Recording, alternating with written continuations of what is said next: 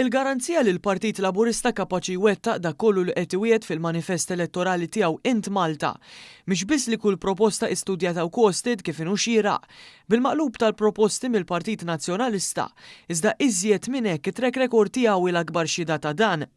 Dan ġie enfasizzat waqt dibattitu ieħor tal-Awtorità tax-Xandir, din id-darba bejn il-Ministru Byron Camilleri u Silvio Xkembri għall-Partit Laburista mal-kandidati tal-Partit Nazzjonalista Konrad Borg-Manche u Joseph Grech. Hawn il-Ministru li kien responsabbli mis-suċċessi ekonomiċi f'dan il-leġislatura fakkar kif il-Gvern żamm il-prezzijiet stabbli anki fl-agħar żminijiet ta' inċertezza globali u kif il-pass li jmiss u li l-ekonomija diġà fl-aqwa livell Ewropew tkompli tissaħħaħ b'aktar investimenti. Qal li dan waqt li l-Partit Laburista fil-Gvern diġà wettaq kif wiegħed fl-aħħar snin u kapaċi jkompli jiżviluppa dan it-track record pożittiv.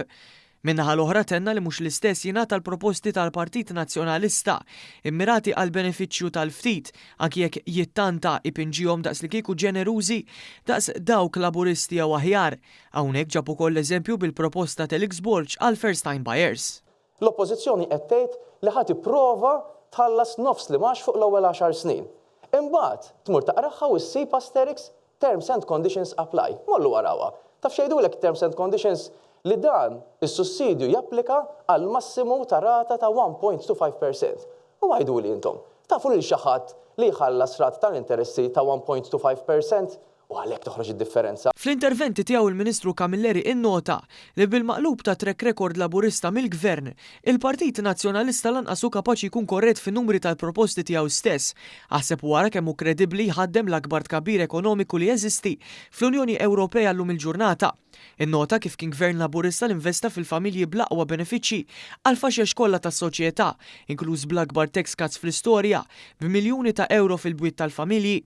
U tratta wkoll l-ispazji miftuħa fejn qal li anki hawn Gvern Laburista għandu l-kredibilità vera, inkluż wara li ġab lura Manuel Island u Forti Tinje biex jibdew jitgawdew bħala parks nazzjonali u qal li jekk jerġa' jingħata l-fiduċja fit-tmexxija tal-pajjiż mill-ġdid ikompli jinvesti bil-qawwa favur iżjed kwalità fil-ħajja anke skont il-manifest li jitkejjel bl-indiċi tal-benessere.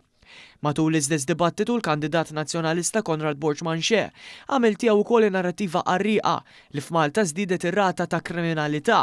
Anki fejn tidħol il-kriminalità, tajjeb, żdiedet.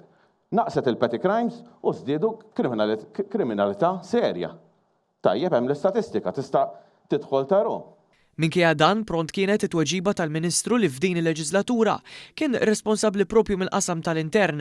Camilleri ġibidlu l-attenzjoni li dak iddikjarat minnu u kompletament żbaljat u xejn għajr mezz kif tqarraq biex tipprova tbeżża lill-poplu.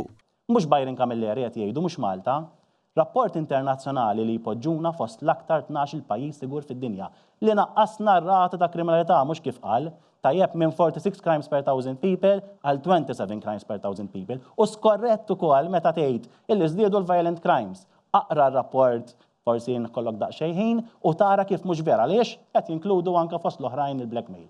U allura tista' toħodhom bis-serjetà? Le. Kemm Camilleri kif ukoll Xkembri temmew id-dibattitu billi fakru kif il-poplu dejjem sab lill Partit Laburista miegħu f'kull pass tal-ħajja u lest li jkompli jaħdem u jwettaq biex il-ħajja f'pajjiżna tkun ferm aħjar.